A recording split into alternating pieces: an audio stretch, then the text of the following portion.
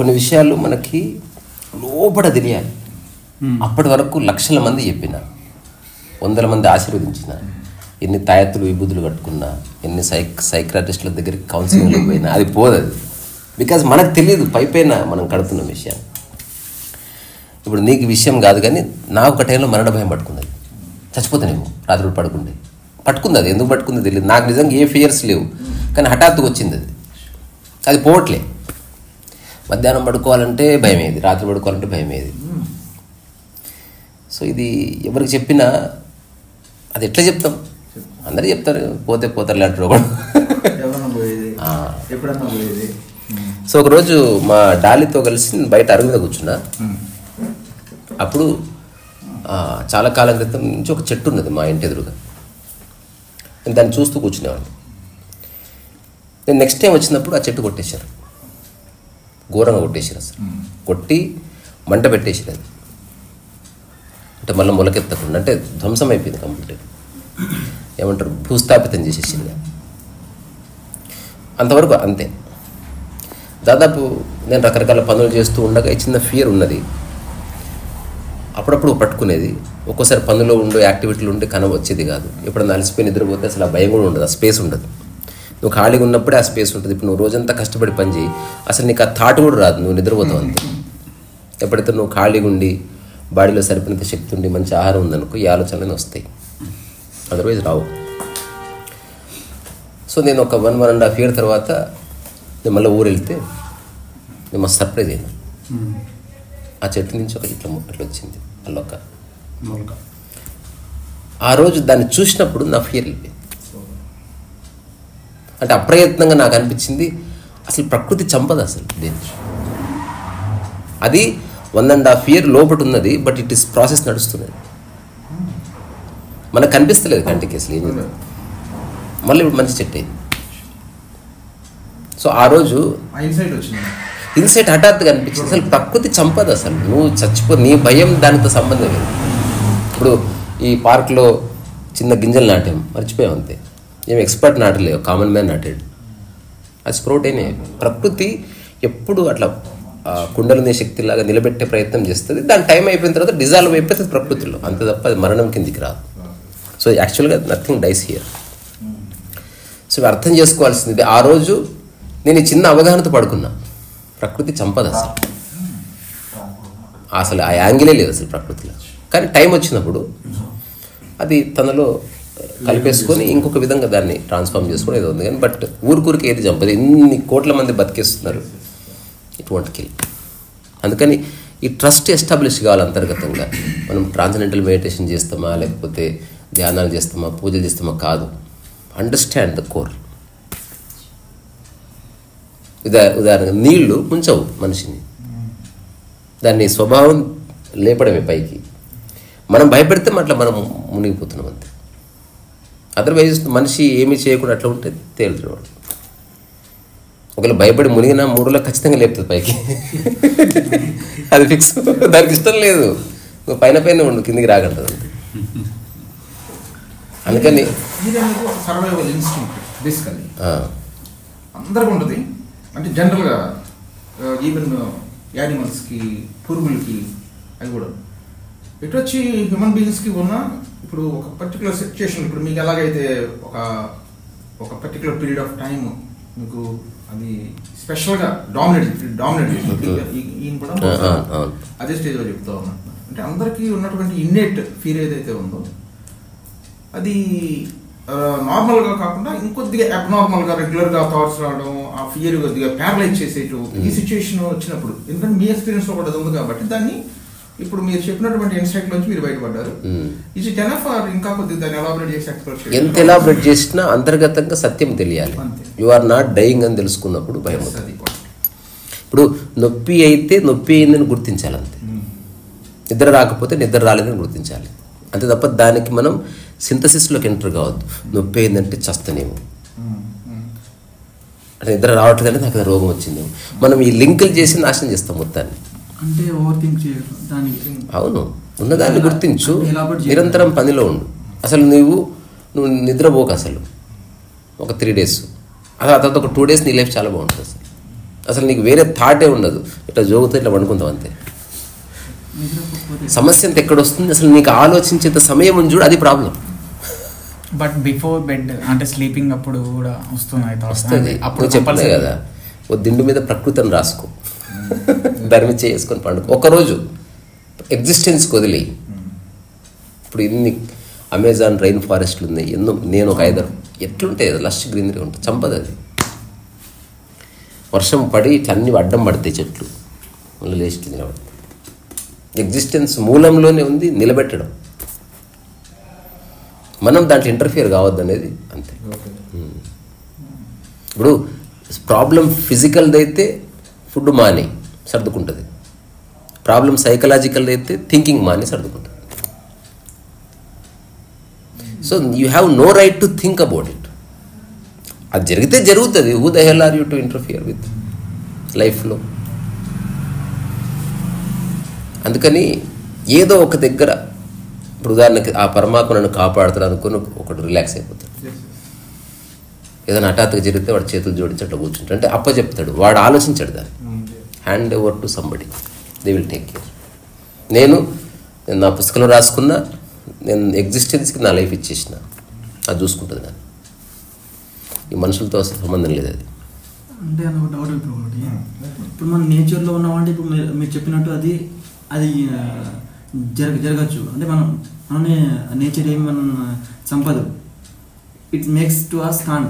But we are in the society is making to take like the decisions to think suicidal thoughts అట్లా వస్తాయి కదా మనకు కూడా. నీకు పని లేకనే అసలు నీకు ఫుడ్ మధ్యాహ్నానికి లేదనుకో, నువ్వు కూర్చొని ఆలోచించుద్దాం. అసలు నీకు ఫుడ్ దగ్గరకు వస్తుంది థాట్. ఇప్పుడు అంత రిలాక్స్ ఉండి టీవీ చూసుకుంటా ఖాళీ సమయంలో వీఆర్ థింకింగ్ టూ మచ్. అందుకే నేను పెట్టుకున్న ఒక చిన్న సూత్రం అల్టిమేట్ ఎవరికైనా వరకు. ఇప్పుడు నా దగ్గర ₹1,00,00,000 వచ్చినా నేను పొద్దుస్తమానం పని చేయడానికి డిసైడ్ అయిపోయినా. అది ఇట్లా కూసుకుని ఇప్పుడు ఈ ప్రాబ్లం కూసుకున్నా, నువ్వు సాగు గురించి ఆలోచిస్తావో పీల్చుకోవడం ఆలోచించావు మీరు అడిగితే నేనేం చెప్తాను.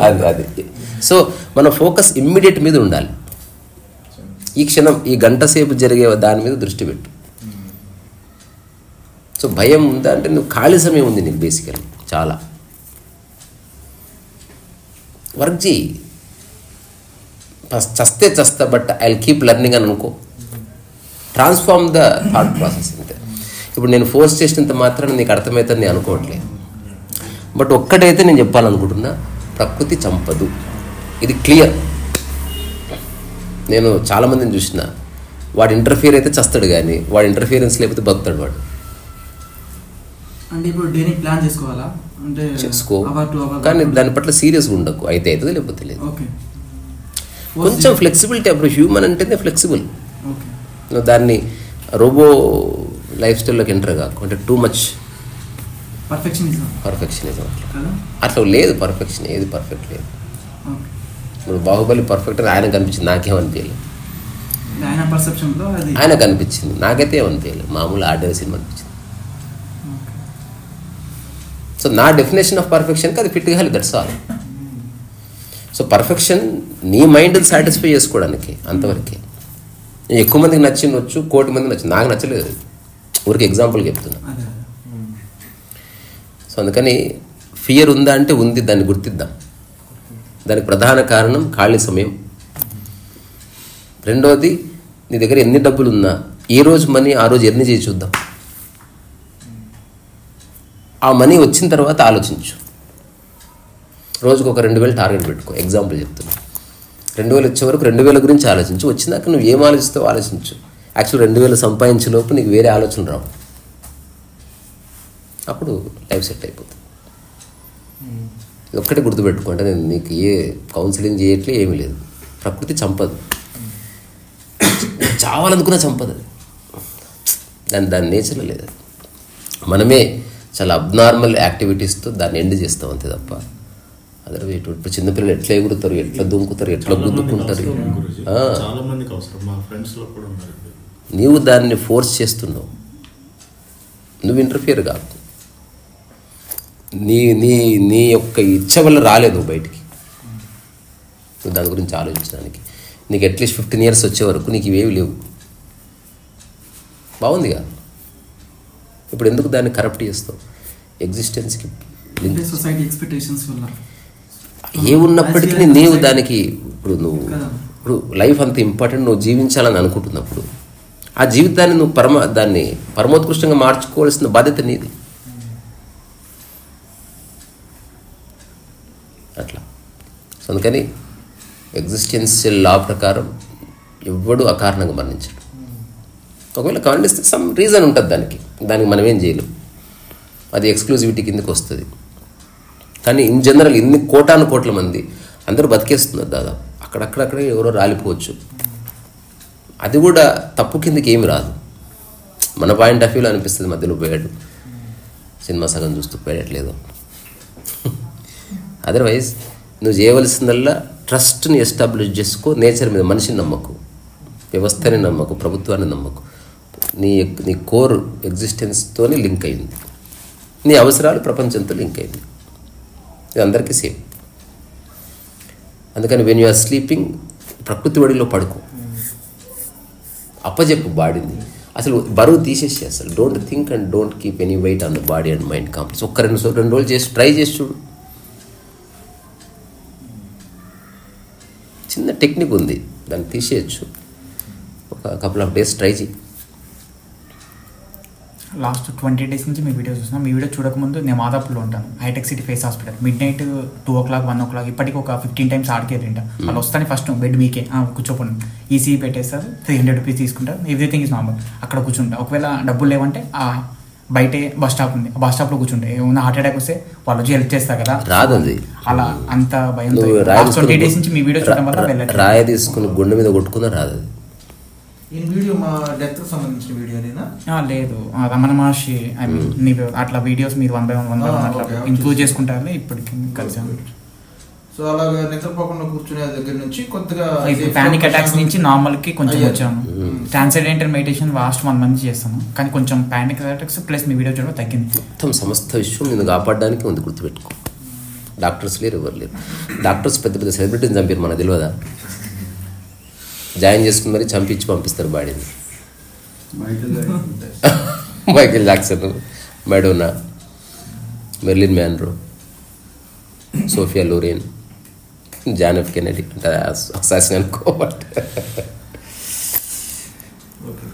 సో నేచర్లో నువ్వు అసలు పడుకోవాలి. నువ్వు whenever you are sleeping just ఒక మన ఏమంటారు తైచీలో చెప్తారు, చిన్న just push your hands. Okay, మీరు మనం మెకానికల్గా పుష్ చేస్తాం. Master says don't push like that. They entire ఎగ్జిస్టెన్స్కి టచ్ అయింది నీ చెయ్యి, దాన్ని జెంటల్గా పుష్ చేయండి. అక్కడ ఏమీ లేదంటే లేదని కాదు. నువ్వు పీల్చుకునే గాలి ఉంది చుట్టుపక్కల, హఠాత్తుగా ఇది ఒక వ్యాక్యూమ్ ఏర్పడ్డది అనుకో, అందరం బిగుతాం. నీ లైఫ్ ఇక్కడ లేదు, నీకు నాకు మధ్యన ఉంది. సరిగ్గా చూస్తే తెలుస్తుంది. సో అట్లా నువ్వు అట్లా పుష్ చేసినప్పుడు రియల్గా పుష్ చేసి తెలుస్తుంది. There is something you can't push sometimes. నేను ఒక చిన్న తైచి స్టోరీ కూడా చదివా. వాళ్ళు అసలు వీక్గా నడుస్తారు మాస్టర్స్. అంటే ఎట్లా నడుస్తారంటే అసలు నడుస్తారు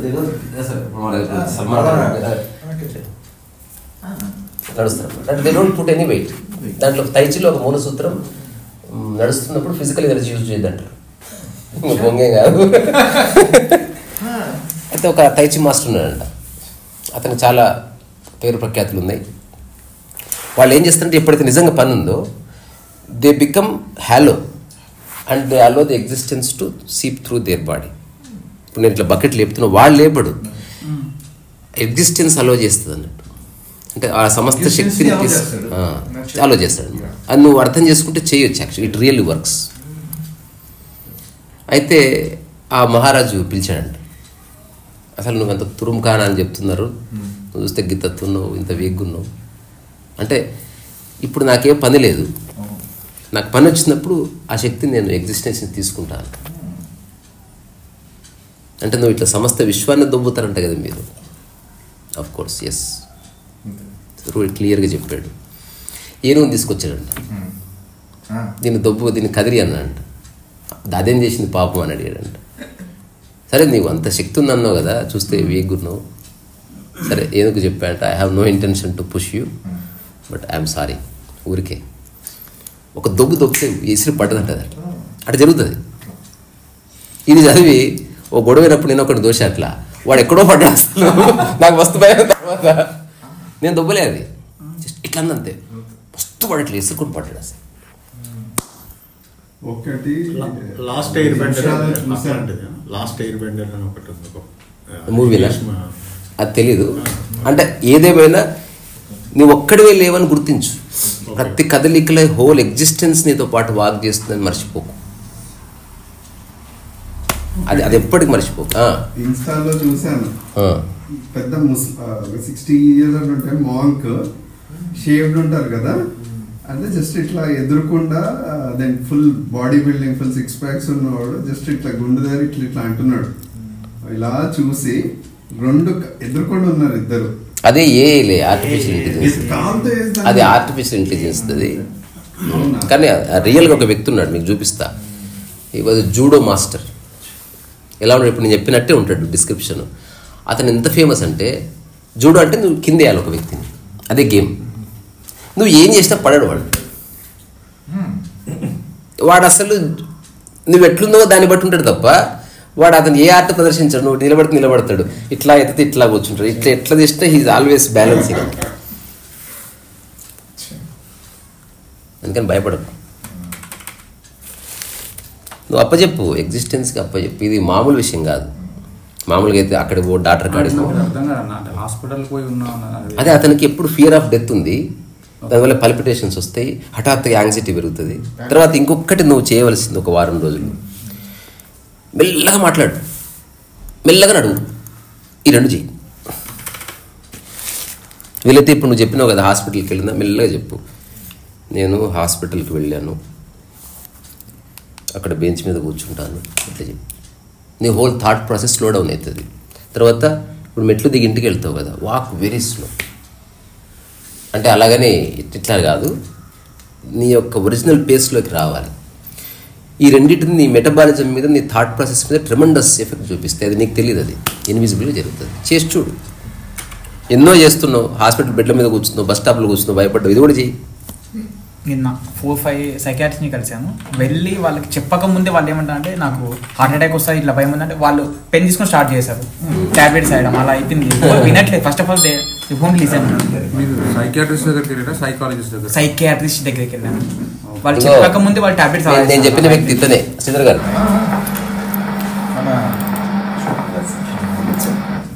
శ్రీధర్ గారు నేను చెప్పిన వ్యక్తి ఇతనే. ఇతను ఎంతున్నాడు చూడు, ఎదురుగా ఎంత పెద్ద వ్యక్తి ఉండని, అతను కింద పడడు. అతను ఆల్వేస్ బ్యాలెన్స్ చేస్తాడు. ఇట్లా లేపితే లేస్తాడు, గాలి లేస్తాడు. అగో రా.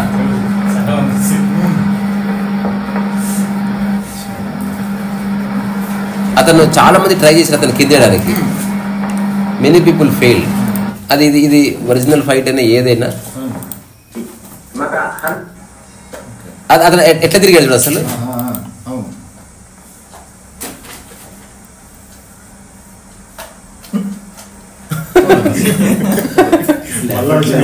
ఎప్పుడు నిలబడతాడు అనమాట. నాకు ఇతను చూస్తే దారుమ గుర్తొచ్చింది. దారుమ తెలుసా మీకు? తెలుసా నీకు దారుమ? బోధి ధర్ముడి యొక్క ముద్దు పేరు అది. ధర్మ, దారుమ. సో దారుమా అనే ఒక బొమ్మ ఉంటుంది. అది చైనా, జపాన్లో అవైలబుల్ ఇప్పటికీ. అది మెడిటేషన్ స్పోర్ట్గా చెప్తారు దాన్ని. అంటే ఏవైతే మెడిటేటర్స్ ఉంటారో అది వాళ్ళకి ఆడుకునే బొమ్మ. దాని స్పెషాలిటీ ఏంది? ఇప్పుడు ఇది ఉందనుకో, ఒక డబ్బు ఉంటుంది, ఇట్లా తలకాయ ఉంటుంది దానికి, బోధిధర్మ ఫేసే ఉంటుంది దాని మీద, దాని కింద బరువు ఉంటుంది. నువ్వు ఎట్లా కొట్టినా లేచిన పడుతుంది. అంటే నువ్వు ఎంత బలంగా కొట్టు, అల్టిమేట్గా లేచిన పడుతుంది. అట్లా నువ్వు ఏం చేసినా నువ్వు భయపడుతూ 70 ఏళ్ళు బతుకుతావు. అందుకని భయపడ్డా అనవసరం, గుర్తుపెట్టుకో అంతే. 2023 నుంచి ఇప్పుడు 2025 వచ్చింది. ఏమి లేదు. ఇప్పుడు నేను చెప్పేది మళ్ళీ రిపీట్ చేస్తాను. మీకు భయం అయింది కదా, ఆ భయం వల్ల పానిక్ అటాక్ వచ్చి అందుకని హాస్పిటల్ పోయి ఏమైనా అవుతుంది అంతేనా? అవును, కంట్రోల్ చేసుకోలేదు. ఇప్పుడు నీకేం చెప్పి టాబ్లెట్స్ వేసుకుంటే మెల్లగా చెప్పు, అంత ముందు ఇంకా స్లో డౌన్ చేయి, అంత వాయిస్ తగ్గాడు, స్లో డౌన్ చేయి చెప్పు. రేట్ ఆఫ్ స్పీచ్ తగ్గించి అంత ముందు టాబ్లెట్ వేసుకుంటేవాడిని, క్లోనో జపం 0.5 దట్ ఎమర్జెన్సీ టాబ్లెట్ స్టార్ట్ అయ్యింది మళ్ళీ ఫాస్ట్. పానిక్ అటాక్స్ వచ్చినప్పుడు అది వేసుకున్నా కానీ తగ్గదు. అట్లా దేవుని తలుచుకుంటాను, శివుడు ఏదో ఒకటి అయినా కానీ తగ్గదు. దాని తర్వాత ఇంకా సడన్గా ల్యాప్టాప్ బుక్ చేసుకొని మాదాపూర్ అది హాస్పిటల్కి వెళ్తానే వాళ్ళు కూర్చోమని చాలాసార్లు ఇప్పటికీ ఒక 15 times ఫేస్ హాస్పిటల్లోనే ఈసీజీ చేయించారు. ఎప్పుడు చూసినా నార్మలే వస్తుంది. ఒకసారి డబ్బులు కూడా తీసుకోలేదు వాళ్ళు, ఎందుకంటే ఎన్ని టైమ్స్ వస్తున్నావు కదా, సో వద్దులేండి మీ దగ్గర డబ్బులు ఇవ్వండి. వాళ్ళకు కూడా జాలి వేసింది మీద. వాళ్ళు కూడా అంత పవన్ తన పేరు ఫేస్ హాస్పిటల్ తెలుగుతాను చాలా ఇప్పటికి 3-4 times తీసుకోలేదు. 15 times అయితే 3-4 times తీసుకోలేదు. అది మళ్ళీ నార్మల్ అంటేనే బయటికి వెళ్ళి నేను చెప్పేదంటే ఆ స్టోరీ అక్కర్లేదు, అంటే అర్థమైంది. Is being visiting hospitals, meeting doctors, psychiatrist, వాళ్ళు ఏం చేస్తే జస్ట్ మెడిసిన్ ఇస్తున్నారు.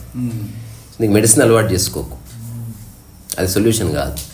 నువ్వు ఇదేంటి very superficial approach towards addressing the problem.